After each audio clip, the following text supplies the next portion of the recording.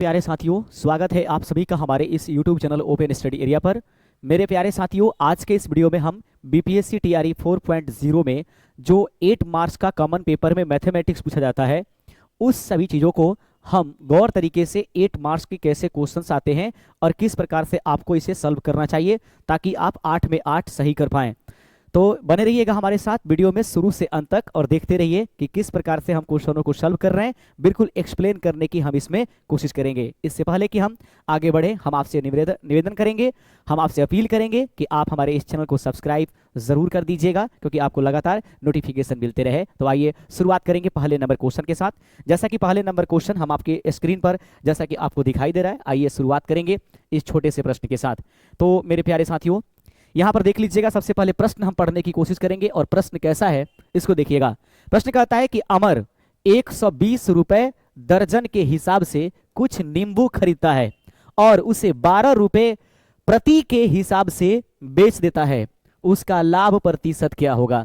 सबसे पहले तो हमको जानने की आवश्यकता ये होगी कि हमें लाभ जो प्रतिशत का फॉर्मूला होता है वह क्या होता है। तो आइए सबसे पहले हम लोग लाभ प्रतिशत की फॉर्मूला लिखने की प्रयास करेंगे। तो लाभ प्रतिशत की फॉर्मूला देखिए, लाभ प्रतिशत की फॉर्मूला हमारे पास होगा लाभ प्रतिशत बराबर लाभ और बटा क्रय मूल्य। याद रखेंगे, क्रय मूल्य और गुने 100। जैसे ही इस फॉर्मूला को याद रखेंगे कि लाभ प्रतिशत बराबर लाभ बटा क्रय मूल्य गुने 100, ये लाभ प्रतिशत का फॉर्मूला होता है। अब रहेगी बात कि हमें इनमें जिन चीजों की आवश्यकता है उसको पहले हम ज्ञात करने की कोशिश करेंगे। जैसे कि हमसे कहा जा रहा है कि पहले लाभ बताइए, फिर क्रय मूल्य बताइए, फिर उसके बाद 100 से गुना कीजिए।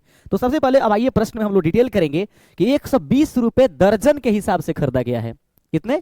120 रुपए दर्जन के हिसाब से खरीदा गया है। तो सबसे पहले जानना चाहिए कि एक दर्जन में आंकड़े कितने होते हैं। एक दर्जन में 12 होते हैं, तो एक का हम लोग मूल्य निकालते हैं। सबसे पहले एक नींबू का मूल्य हम लोग निकाल लेंगे, क्योंकि एक नींबू का मूल्य आइए हम लोग निकालेंगे। एक नींबू का जो मूल्य होगा वह कितना होगा, यह देखिएगा। चूंकि यहां पर दर्जन दिया गया है तो इसलिए 120 में हम लोग 12 से भाग देंगे, तो इस कंडीशंस में ये कट करके हमारे पास आ जाएगा कितना मेरे प्यारे साथियों, ये आ जाएगा 10। याद रखेंगे 10, यानी एक नींबू जो है खरीदा गया है 10 रुपए में, ठीक है, यानी 10 रुपए में। अब उसे 12 रुपए प्रति के हिसाब से बेचा गया है, प्रति। तो याद रखेंगे 10 रुपए में खरीदा गया, 12 रुपए में बेचे गए। देखने में लग रहा है कि 2 रुपए की यहां पर लाभ हो रही है। याद रखेंगे, तो इस प्रकार से प्रतिशत में उसको बदलेंगे तो लाभ कितना हो रहा है, 10 रुपए में खरीदे गए, 12 रुपए में बेचे गए, तो 2 रुपए की लाभ हो गई। बटा में क्रय मूल्य, क्रय मूल्य कितने हैं, तो आपको कितने में खरीदा गया दोस्तों, याद रखेंगे यहां पर कितने, 10 रुपए में एक खरीदा गया, एक ही का पूछा जा रहा है, प्रति का पूछा जा रहा है। और गुने इसको प्रतिशत में बदलने के लिए 100 से हम लोग क्या करेंगे, गुना कर देंगे। 10 से 100 को कटाएंगे, आप जानते हैं कि यह कटेगा कितने बार में, 10 बार में। ऐसे में आप उम्मीद कर सकते हैं कि इस प्रश्न का आंसर क्या हो गया होगा। इस प्रश्न का आंसर हो जाएगा मेरे प्यारे साथियों 2 गुने 10 बराबर कितने प्रतिशत, 20%। याद रखेंगे यहां पर जो प्रश्न दिया गया था वह प्रश्न का आंसर आपके पास कंप्लीट हो गया। हम उम्मीद करते हैं कि इसमें से दिए गए ऑप्शंस, जो आपके पास ऑप्शन नंबर सी दिखाई दे रहा है, वह इसका आंसर हो जाएगा और आप बखूबी अच्छे तरीके से इसको समझ गए होंगे। तो याद रखेंगे, कंफ्यूज नहीं होइएगा, पहले देख लेंगे दर्जन में है कि फिर उसको बस किस प्रकार से, ऐसा नहीं कि 120 रुपए में खरीदा गया, 12 रुपए में बेचा गया। देखिए यहां पर दर्जन दिया गया था, यहां पर प्रति में आपसे पूछा गया था, तो प्रति पर लाभ प्रतिशत निकालना है। तो 2-3 चीजें याद हो गई कि लाभ प्रतिशत क्या होता है, उसका फॉर्मूला क्या होता है, ये सभी चीजें आपके पास कंप्लीट हो गई। उम्मीद करता हूं कि पहला क्वेश्चन बहुत ही बढ़िया तरीके से, अच्छे तरीके से आप समझ गए होंगे। आइए मेरे प्यारे साथियों, अब आगे बढ़ेंगे अपने दूसरे नंबर क्वेश्चन के साथ। दूसरा नंबर क्वेश्चन पढ़ेंगे, इसको पहले क्लीन कर लेते हैं, पहले से थोड़ा सा लिखाया हुआ था, कोई बात नहीं है, ट्रायल चली हुई थी। तो आइए अब आइए दोस्तों देखिएगा, बहुत ही जानदार और बहुत ही शानदार प्रश्न है। घबराइएगा नहीं, मैथमेटिक्स ही आपका रिजल्ट्स लेकर के आता है, इसको बखूबी आप देखने की कोशिश करिएगा। पहले आइए प्रश्न को हम लोग गौर से पढ़ते हैं। प्रश्न है कि कितनी धन राशि 4% वार्षिक साधारण ब्याज की दर से 5 वर्षों में 2400 रुपया हो जाएगी। बड़ा ही शानदार प्रश्न है, एक बार पुनः प्रश्न को दोहराएंगे। कितनी धनराशि 4% वार्षिक साधारण ब्याज की दर से 5 वर्षों में जो है 2400 रुपये हो जाएगी। कितनी धनराशि, तो सबसे पहले तो हमको इसका मूलधन पता होना चाहिए, ठीक है। मूलधन तो यहां पर प्रतिशत में दिया गया है, तो हम लोग मूलधन को प्रतिशत में मानेंगे, ठीक है। तो आइए सबसे पहले मूलधन को हम लोग प्रतिशत में, इसके आंकड़ा हम आपके पास लेकर के चलते हैं। सबसे पहले कि मान लिया कि माना जो इसका मूलधन है दिखाई दे रहा है, उसका मूलधन है, मान लेते हैं कि 100% है, ठीक है, मूलधन 100% है। जब मूलधन 100% है तो उस कंडीशंस में इसका एसआई निकालेंगे, साधारण सिंपल इंटरेस्ट निकालेंगे। तो एसआई मूलधन, जब आपके पास मूलधन हटा दीजिए, अब एसआई निकाल लीजिए, मूलधन तो 100% आ गया, अब एसआई निकालिए। जब आपके पास यहां पर देखिएगा, यहां पर वार्षिक जो ब्याज दर दिया गया है वो वार्षिक ब्याज दर, और जब समय दिया गया रहता है तो वार्षिक ब्याज दर में समय से गुना कर लेते हैं तो एसआई निकल जाता है। तो उस कंडीशंस में 4 में गुना कर दीजिएगा, कितने से, 5 से, 4% वार्षिक साधारण ब्याज, और उसके बाद दर कितना है, साधारण यहाँ पे प्रतिशत दिया गया, दर अब 5 हुआ तो 4 पचे 20%। उम्मीद करेंगे आपने मूलधन कितना माना है मेरे प्यारे साथियों, शुरू में ही बताया था। मूलधन हम लोगों ने कितना माना है, मूलधन हमने माना है 100%। हमारे पास ब्याज कितना आ गया, साधारण ब्याज जो है 20%। जब मूलधन में हम लोग ब्याज को जोड़ देते हैं तो आपको जानना चाहिए कि मूलधन में ब्याज को जोड़ने से क्या आता है, आइए ज्ञात करते हैं। ध्यान से देखिएगा, मूलधन में जब हम लोग जोड़ेंगे ब्याज को तो हमें मिल जाएगा मिश्रधन। क्या मिलेगा, मिश्रधन मिल जाएगा, ठीक है। मिश्रधन यानी कि उसमें ब्याज और मूलधन दोनों है, तो याद रखेंगे प्रतिशत में दिया गया है। यहां पर कितना दिया गया, इसको पहले क्लीन कर लेते हैं। शुरू में हमारे पास दिया गया 100%, अब प्लस ब्याज का जोड़ देंगे 20, तो बराबर कुल मिलाकर के हो जाएगा 120%। अब रही बात कि इसकी व्याख्या क्या है, इसकी मतलब क्या है, इसको जरा समझिए। देखेंगे, कहता है कि 2400 रुपए जो है ना, रुपए हो जाती है, यानी यह मिश्रधन जो टोटल प्रतिशत में है वो 2400 के बराबर है, यानी कि 120% का मतलब 2400 लिखा गया है। तो 120% का मतलब 24%, तो 1% का मतलब क्या होगा, 1% ही इसका आंसर हो जाएगा जो 1% में आएगा। तो 2400 दिखाई दे रहा है, और 22 यह गुना में है तो भाग में चला जाएगा, 120 हो जाएगा। मल्टीप्लाई कर देंगे 100 से तो देख लीजिएगा 1 0 से 1 0 कैंसिल हो जाएगा, 12 से कटाएंगे तो ये 20 बार में कंप्लीट हो जाएगा। अब आप देख लीजिए कि अब ये इसका आंसर आ गया होगा। यहां पर 20 है और यहां पर 100 आपके पास बचा हुआ है, तो ऐसे में 20 में 100 से गुना करेंगे तो 2000 इस प्रश्न का सही आंसर हो जाएगा। याद रखेंगे तो कितनी धनराशि 4% वार्षिक साधारण ब्याज की दर से 5 वर्षों में 2400 रुपए हो जाती है। तो याद रखेंगे 24 जो 2000 रुपए है वो 4% वार्षिक ब्याज की दर से 5 वर्षों में 2400 रुपए हो जाएगी। ऑप्शन नंबर इसका ए इस प्रश्न का सही आंसर है। उम्मीद करते हैं कि आपको बहुत ही बेहतर तरीके से और अच्छे तरीके से ये दूसरा नंबर क्वेश्चन भी आया होगा। बने रहिएगा आप हमारे साथ, बिल्कुल क्लास को छोड़कर नहीं हटिएगा, एक से बढ़कर एक क्वेश्चन आपके सामने होगा। देखिए प्रश्न आपके सामने है, बहुत ही बढ़िया क्वेश्चन, ध्यान रखिए बिल्कुल ऐसा ही क्वेश्चन 40 जो 8 अंक वाला जो मैथमेटिक्स होता है 40 अंकों वाले जीके जीएस में बिल्कुल ऐसा ही, बिल्कुल ऐसा ही, एकदम ध्यान रखिएगा, याद रखेंगे। आइए प्रश्न को देखते हैं। एक भिन्न का अंश उसके हर से 5 कम है, एक भिन्न का अंश उसके हर से 5 कम है। यदि अंश में 2 घटा दिया जाए और हर में 2 जोड़ दिया जाए तो प्राप्त भिन्न 2/5 हो जाता है। मूल भिन्न क्या होगा, यानी कि जो भिन्न है वह क्या होगा। आइए सबसे पहले हम लोग इसको जानने की कोशिश करेंगे। सबसे पहले भिन्न को कैसे लिखते हैं, P/Q के रूप में, यानी कि बटा के रूप में लिखते हैं। तो देखिए यहाँ पे क्या है, एक भिन्न का अंश उसके हर से 5 कम है। मान लीजिए यह नीचे वाला हर है और उसका मान x है, कहता है कि उसका अंश जो है 5 कम है, तो x - 5, ये रहा मूल भिन्न आपका। बिल्कुल ध्यान रखिएगा, ये कौन सा भिन्न रहा, ये आपका रहा मूल भिन्न। मूल भिन्न यही रहा, यही आपको ज्ञात करना है, मूल भिन्न है। हम जब x का मान निकाल लेंगे इसी में ला करके रख देंगे, आंसर हो जाएगा। कहता है यदि अंश में से 2 घटा लिया जाए, क्या घटा लिया जाए, अंश में से 2 घटाने की बात कर रहा है। तो x - 5 अंश है, इसमें से 2 और घटा लीजिए, बटा कीजिए। और उसके बाद कहता है कि हर में 2 जोड़ दिया जाए, x + 2 कर दीजिए। तो कहता है कि भिन्न जो है 2/5 हो जाता है, 2/5 आपके पास इसका मान हो गया। तो अब आइए इसको बनाते हैं। देखिए x रहने दीजिए, 5 और 2 माइनस में 7 हो जाएगा, बटा x प्लस क्या हो जाएगा 2। अब 2 बटा कितने हो जाएंगे 5, इसको मल्टीप्लाई कीजिए, 5 में 1 से गुना कीजिए, 5 और 5 सते कितना कर दीजिए 35, और बराबर 2 में 1 से गुना कीजिए 2x, और 2 दूना कितने कर दीजिए 4। अब क्या करना होगा आपको, अब इस चीज को समझने की प्रयास करिए। देखिए कैसे करते हैं। अब 5x है, रहने दीजिए, 5x प्लस में 2x है इधर लाइए, माइनस में 2x बराबर में कितना 4, और 35 माइनस में उधर लेकर चले जाइए, 35 से हो जाएगा। 5x में से 2x हटाइए, 3x हो जाएगा, ठीक है, यहाँ पर 5x था दोस्तों, 5x माइनस कितना हो जाएगा यहाँ पर 2x, 5x में से 2x घटा लीजिए, कितने हो जाएंगे 3x, और 3x इक्वल टू 35 में 4 जोड़ लीजिए 39 हो जाएगा। इसको कटाइए और उम्मीद करते हैं कि कट जाएगा, कटाइएगा तो 13 बार में कट जाएगा, x बराबर 13 आया। देखेंगे अब मूल भिन्न यही है, समझ रहे हैं ना, ये मूल भिन्न है। अब मूल भिन्न कैसे निकालेंगे, यहां पर समझ लीजिए, x के मान 13 रख दीजिए, अब माइनस में 5 कर दीजिए और y में 13 कर दीजिए, 13 में से 5 घटा लीजिएगा 8 हो जाएगा और बटा में 13 हो जाएगा। देख लीजिए ऑप्शन नंबर ए इस प्रश्न का राइट आंसर हो जाएगा। तो कैसा लग रहा है दोस्तों मेरा क्लास, आप जरूर हमें कमेंट करके बताते रहिएगा आप हमारा वीडियो कहां से देख रहे हैं, और यदि आपको चाहिए कि नहीं सर मैथ का लेक्चर वीडियो लेकर के आइए तो आप जरूर हमें सजेस्ट कीजिए कमेंट में कि हाँ सर लेक्चर वीडियो आप लेकर के चलिए और लेक्चर के माध्यम से इसको पढ़ाते चलिए, हम लोग का कंप्लीट करा दीजिए, वो भी हम करेंगे। हम रोकेंगे आपको महज 30 से 35 सेकंड के लिए। यदि बीपीएससी टीआरई 4.0 की तैयारी कर रहे हैं आप, तो हमारी चैनल ओपन स्टडी एरिया आपको देती है ई बुक पीडीएफ के रूप में 758 पेज, 302 का हिंदी इंग्लिश और 456 पेजों की जीके जीएस, जिसमें mathematics, current affairs, Bihar special, भारतीय राष्ट्रीय आंदोलन, भूगोल, जो भी चीज चाहिए वो आपको मिलती है। अगर आपको चाहिए तो आप हमारे दिए गए व्हाट्सएप नंबर से जो है परचेज कर सकते हैं। आइए प्यारे साथियों, चौथा नंबर क्वेश्चन आपके सामने है, बढ़िया क्वेश्चन है, जबरदस्त क्वेश्चन। प्रश्न कहता है, ध्यान से देखिए, यदि 7a बराबर 6b बराबर 12c है तो a अनुपात b अनुपात c निम्न में से कौन सा होगा।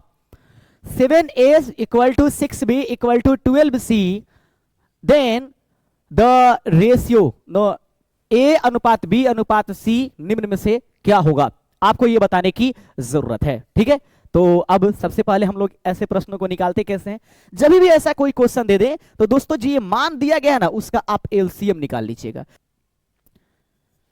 7 है, 6 है और क्या है 12 है। सबसे पहले इसको कटाइए, कटाएंगे कितने से 2 से, 7 हो जाएगा, उसके बाद यहां पर 3 हो जाएगा और 2 छक्का 12 हो जाएगा। फिर अब कटाइए कितना से, अब आपको 3 से कटाइए, 7 हो जाएगा और उसके बाद ये हो जाएगा 1 और यहां पर हो जाएगा आपके पास 3 दूना 6। तो बोलिए 2 3 6, 6 7 42 और 42 दूना 84।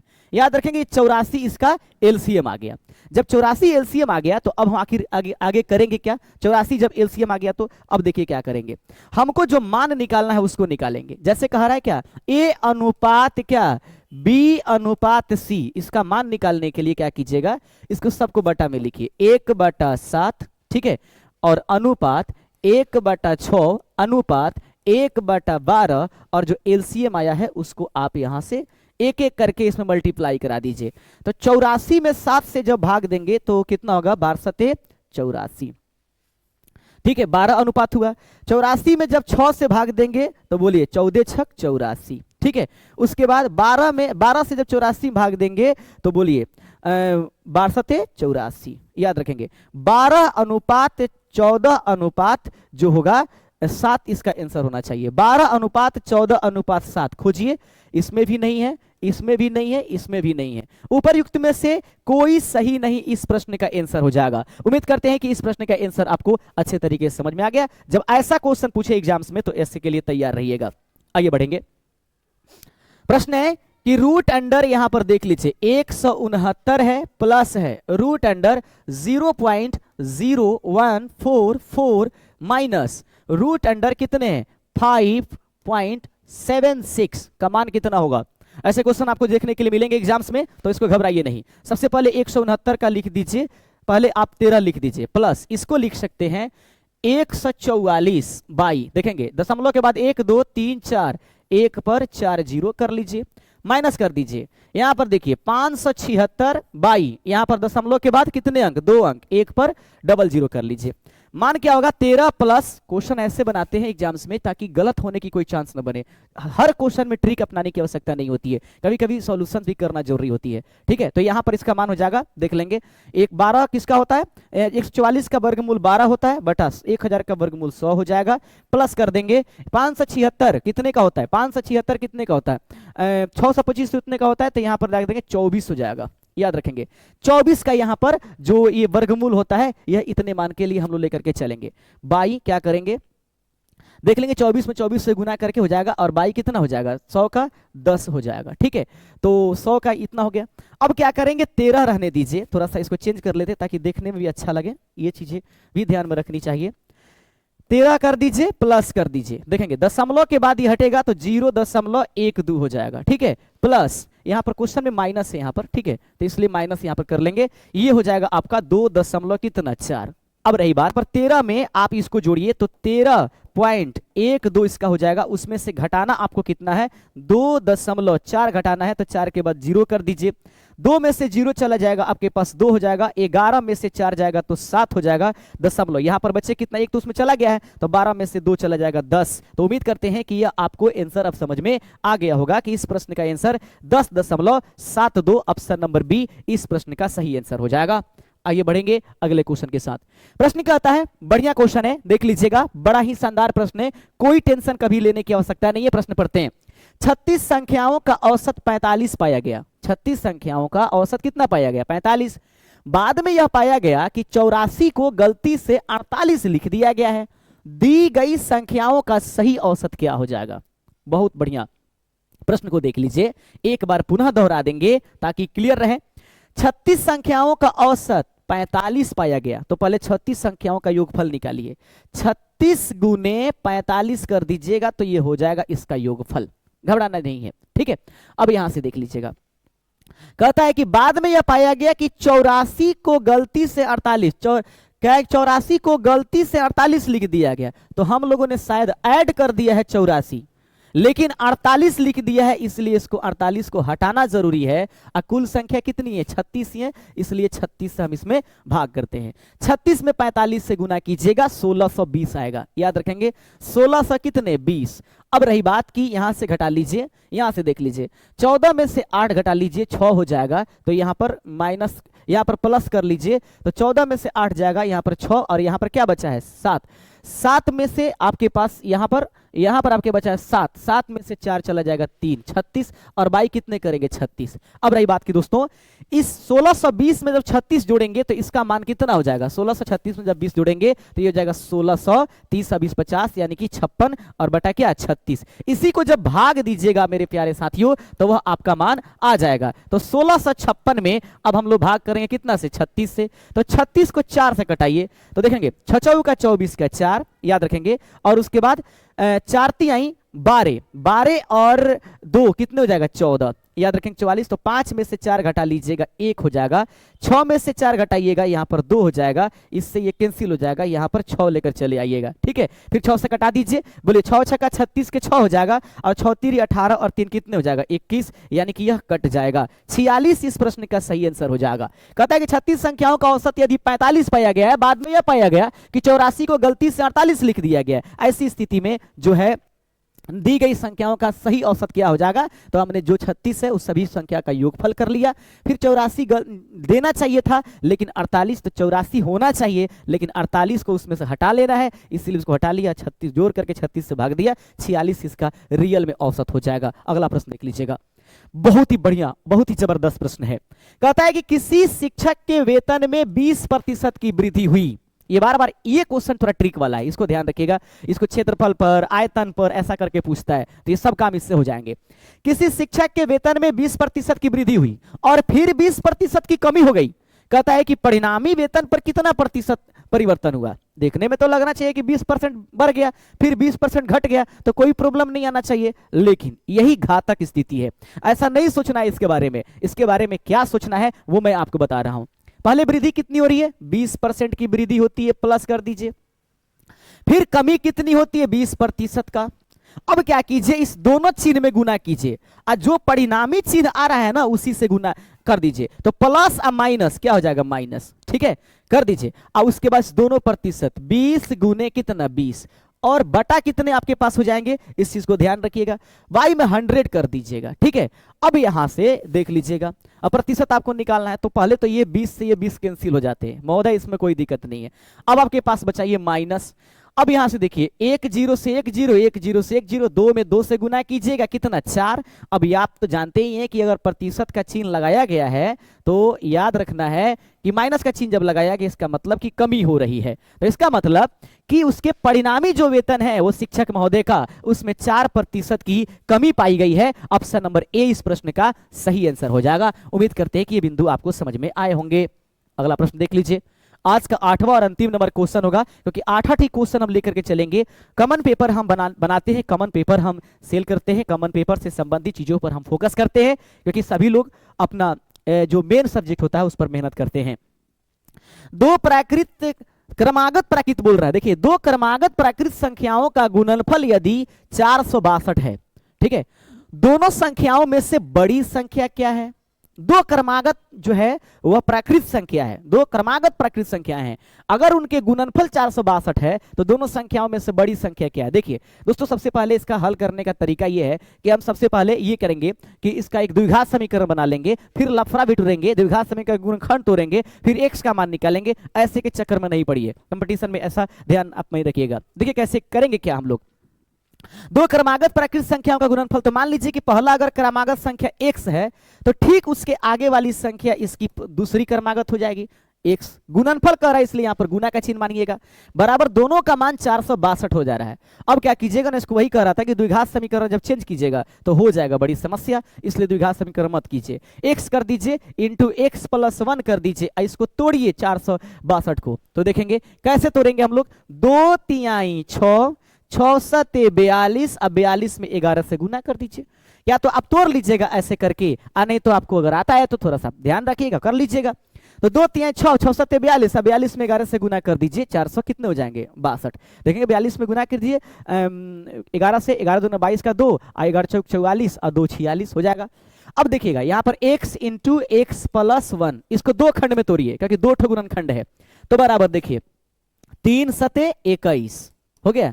अब उसके बाद देखेंगे 11 दूना 22, ठीक है, किसी को लीजिएगा। तो उम्मीद करते हैं बड़ी निकालनी है, तो बड़ी ये वाला पार्ट है, तो इधर वाला पार्ट की है, याद रखेंगे भैया मेरे, बड़ी वाली पार्ट इधर है। तो कहता है कि बड़ी संख्या इसमें कौन है, दिए गए प्रश्न में से ऑप्शन नंबर सी इस प्रश्न का सही आंसर हो जाएगा। उम्मीद करेंगे दोस्तों कि आज इस बिंदु में आप इस चीज को समझ पाए हैं। बीपीएससी टीआरई 4.0 में मैथमेटिक्स के 8 अंक वाले क्वेश्चन ऐसे ही रहते हैं। जाते जाते हम यही कहेंगे कि यदि आपको टीआरई 4 से संबंधित मटेरियल चाहिए तो व्हाट्सअप कर लीजिएगा, और यदि आप चैनल पर नए हैं तो चैनल को सब्सक्राइब जरूर कर लीजिएगा। मिलेंगे अपने नए वीडियो के साथ, तब तक देखते रहिएगा, पढ़ते रहिएगा, अपने जीवन को संभालते रहिएगा। जय हिंद।